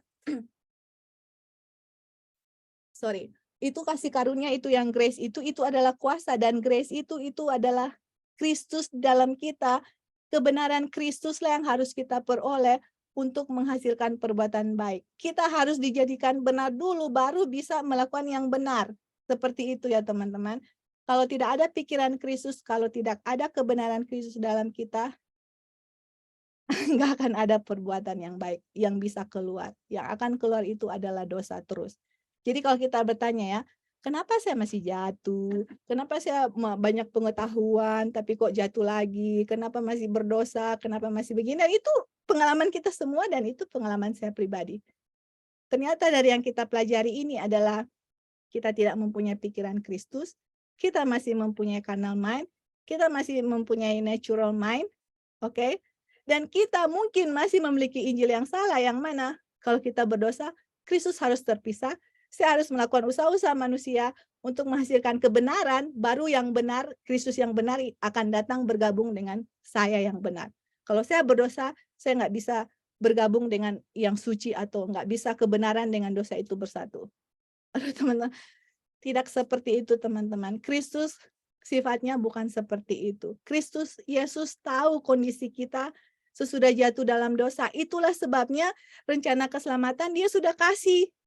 Dia sudah rencanakan ya, Tuhan sudah rencanakan dan itu diaktifkan di Kejadian 3:15 di mana Tuhanlah yang akan melakukan di kita. Terimalah semua yang Tuhan lakukan, percaya, terima apa yang Tuhan lakukan di dalam kita dan itulah yang akan menghasilkan perbuatan benar. Bukan saya harus begini, begitu, begitu dengan usaha saya. Kemudian Tuhan akan benarkan kita, kemudian kita akan menjadi sempurna tanpa Tuhan, hanya dengan kuasa Tuhan. Enggak seperti itu teman-teman. Tuhan rindu untuk bersama-sama dengan kita. Tuhan rindu pikirannya menjadi pikiran kita, pikirannya bertahta dalam pikiran kita ya teman-teman. Jadi nanti pelajaran berikut akan menjelaskan bagaimana pikiran Kristus itu sendiri dan bagaimana kita mempunyai pikiran Kristus. Oke, itu ya pelajaran nanti. Tapi mungkin nanti kita akan kasih dulu the power of choice itu sangat bagus, kemudian akan dihubungkan dengan pikiran. Pikiran mana yang saya mau pilih?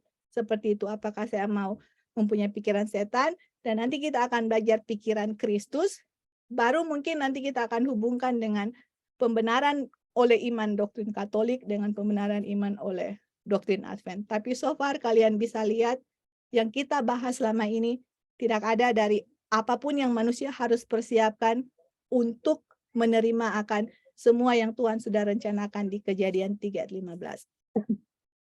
Oke teman-teman, sorry. Jadi itu pembahasan kita pada saat ini mengenai kerinduan ya, kerinduan yang Tuhan sudah berikan kepada kita untuk sesuatu yang lebih baik dan kita sudah tahu bahwa kerinduan itu beda dengan perbuatan. Yang harus kita miliki adalah perbuatan yang baik untuk perbuatan Tuhan yang baik untuk menghasilkan kebenaran. Walaupun saya rindu untuk menghasilkan perbuatan yang baik ya. Walaupun saya rindu mempunyai perbuatan yang baik, tapi hasilnya tidak baik karena yang bertahta di kita adalah bukan pikiran Kristus, tapi pikiran kanal. Oke teman-teman, itu pembahasan kita pada saat ini. Jadi mungkin teman-teman silakan kalau mau sebelum kita tutup dengan doa, mungkin ada yang mau kasih komentar. Saya persilakan.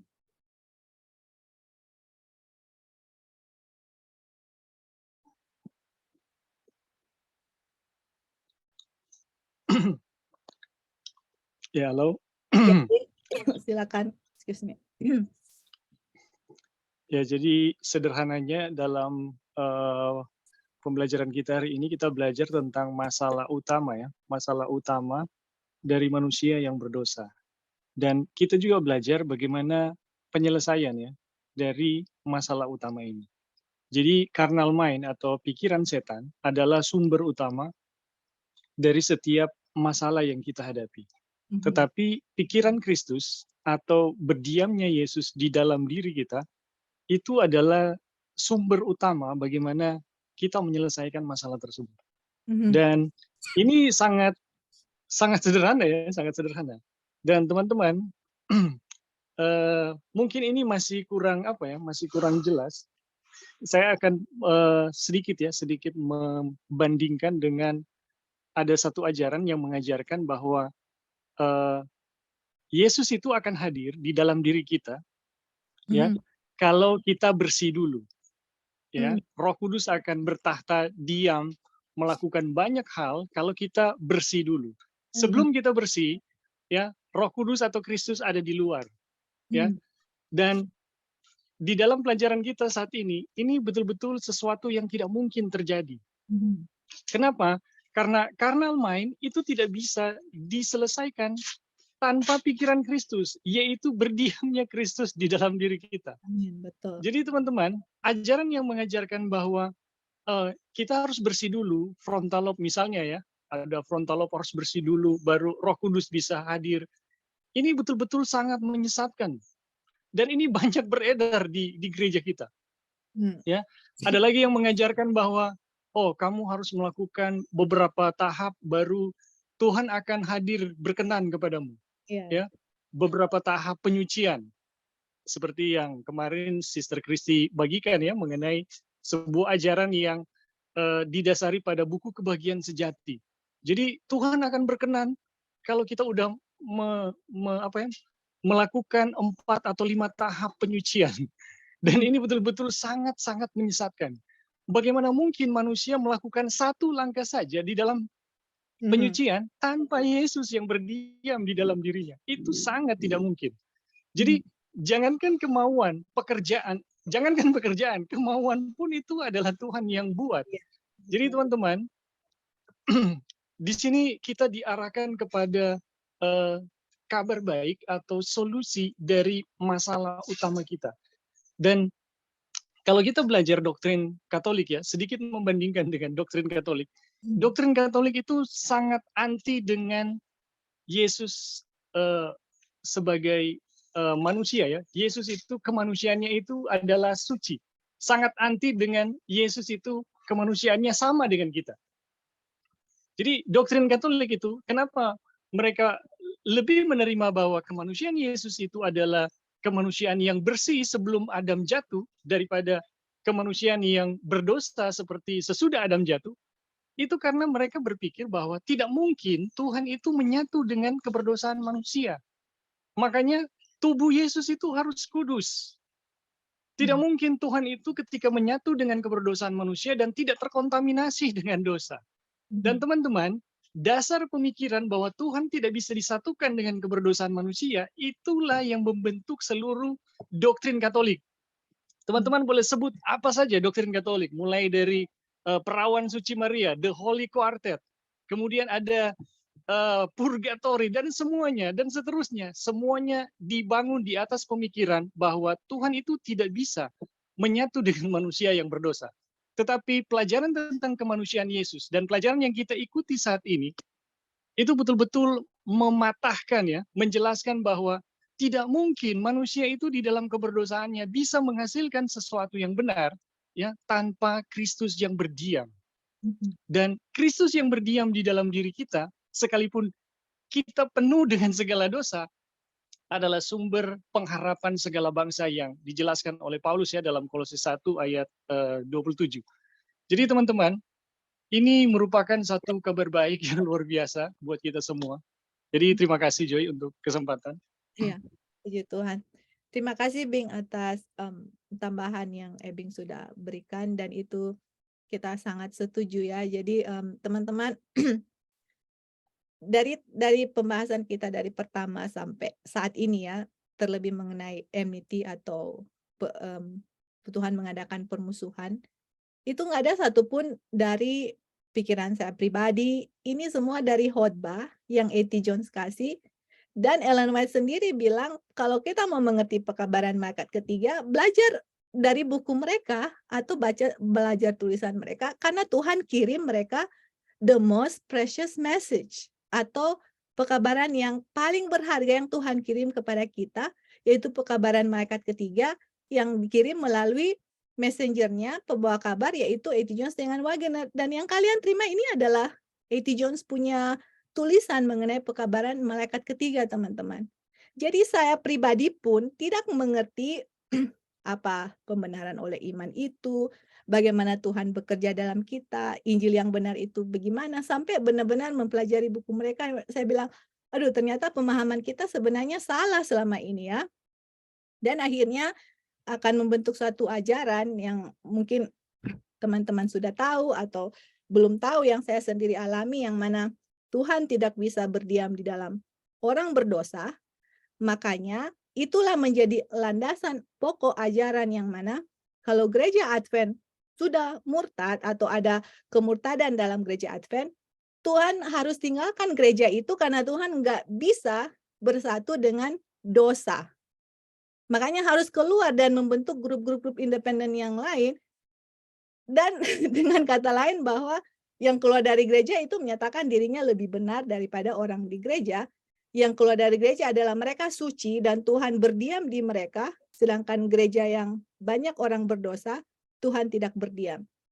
Jadi itu banyak landasan dari Injil palsu ya, yang mana Tuhan tidak berdiam dalam orang berdosa. Kita harus melakukan usaha-usaha sampai doktrin itu pun secara ekstrim memanggil orang-orang keluar dari gereja karena gereja berdosa, dan Tuhan tidak bisa tinggal di dalam gereja yang penuh dosa. Tapi kalau kita belajar pekabaran malaikat ketiga, kita nggak bisa membersihkan diri kita tanpa ada Kristus. Justru dengan kita berdosa, kita membutuhkan Kristus, membutuhkan kuasanya, membutuhkan pikirannya, untuk menjalankan semua pengetahuan atau keinginan berbuat baik itu akan bisa dilakukan dengan Kristus dalam keadaan keberdosaan kita. Karena dalam keberadaan dosa kita, kalau Kristus nggak ada satupun yang saya bisa lakukan, teman-teman. Jadi Kristus harus berdiam. Dan dia mau berdiam. Dan itulah rencana keselamatan. Dan itulah Kejadian 3 ayat 15. Dan itulah Injil yang dia kasih kepada kita. Dan Injil kabar baik, teman-teman. Gospel is the good news. Yang mana Tuhan akan melakukan di kita gitu loh. Usaha-usaha kita apapun yang kita lakukan tanpa ada Kristus nggak akan bisa. Cannot, impossible. Kita sudah belajar ya. Nggak ada pikiran Kristus, nggak ada kuasa, nggak ada Kristus dalam kita nggak akan bisa. Jadi puji Tuhan buat saya pribadi, dengan mempelajari ini saya berterima kasih Tuhan karena kalau mau pikir kita nggak layak untuk mendapatkan semua yang Tuhan lakukan. Tapi Tuhan tahu kondisi saya gitu. Dan dia bilang, Joy, kamu nggak bisa bikin apa-apa. Saya mau melakukan di kamu. Mau kamu membiarkan saya melakukan di kamu. Mau kamu menerima pikiran Kristus. Mau kamu menerima kehadiran saya. Dan nanti kita akan belajar ya bagaimana pikiran Kristus itu dan apa pikiran Kristus itu lakukan di dalam diri kita. Sangat beautiful. But anyway, masih ada lagi? Joy, masih ada. Oh ya, silakan, Bik. Excuse me. Jadi tadi sempat disinggung mengenai artis-artis Hollywood yang bunuh diri, merasa hampa, ya, dan mencari berbagai pemuasan, tapi tetap tidak puas sampai mereka bunuh diri juga ya. Nah, teman-teman, sebenarnya kalau kita belajar dalam buku kabar kesukaan ya, yang kemarin kita telah pelajari, sebenarnya itu adalah pekerjaan Tuhan yang berdiam di dalam diri kita untuk menghukum dosa di dalam daging. Jadi ketika manusia berdosa dan terus melakukan dosa, Tuhan tidak akan membiarkan. Makanya ketika manusia terus melakukan dosa, ada perasaan kosong yang terjadi, ada perasaan tertekan yang terjadi, ada perasaan hampa yang terjadi. Sebenarnya itu bukan tanda-tanda Tuhan telah meninggalkan orang itu. Tetapi itu adalah tanda Tuhan sedang menghukum dosa di dalam daging orang itu. Di mana itu hanya bisa selesai ketika kita bertemu dengan kebenaran Kristus. Jadi teman-teman, ini luar biasa loh. Yang kebanyakan orang ketika merasa perasaan-perasaan seperti itu ya, tertekan, hampa, kemudian kosong, kita berpikir Tuhan telah jauh, Tuhan telah meninggalkan kita. Padahal itu adalah tindakan Tuhan yang sedang menghukum dosa-dosa kita. Untuk meyakinkan manusia, bahwa apa yang kamu sedang lakukan ini adalah sesuatu yang salah gitu. Jangan terus di dalam tindakan-tindakan tersebut. Kembali kepada kebenaran, cari kebenaran. Dan ketika kita menemukan kebenaran ya, atau ketika orang-orang itu menemukan kebenaran, itu akan ada pemuasan yang sejati di dalam kebenaran. Oke, itu aja Joy, terima kasih. Betul. Excuse me. Ya, betul ya teman-teman. Jadi bukankah kalau di saat kita berdosa juga ya, forget orang-orang Hollywood. Jadi kalau kita, ya yang Ebing bilang itu betul, tapi maksudnya coba kita dari pengalaman orang pribadi. Bukankah dengan waktu kita berdosa kita merasa bersalah, merasa kosong, merasa aduh kayak gimana gitu. Nah itu bukti bahwa Tuhan lagi bekerja menegur kita dengan Roh Kudus dalam kita. Itu bukti keberadaan Kristus di tengah-tengah orang berdosa. Oke, thank you ya Bing.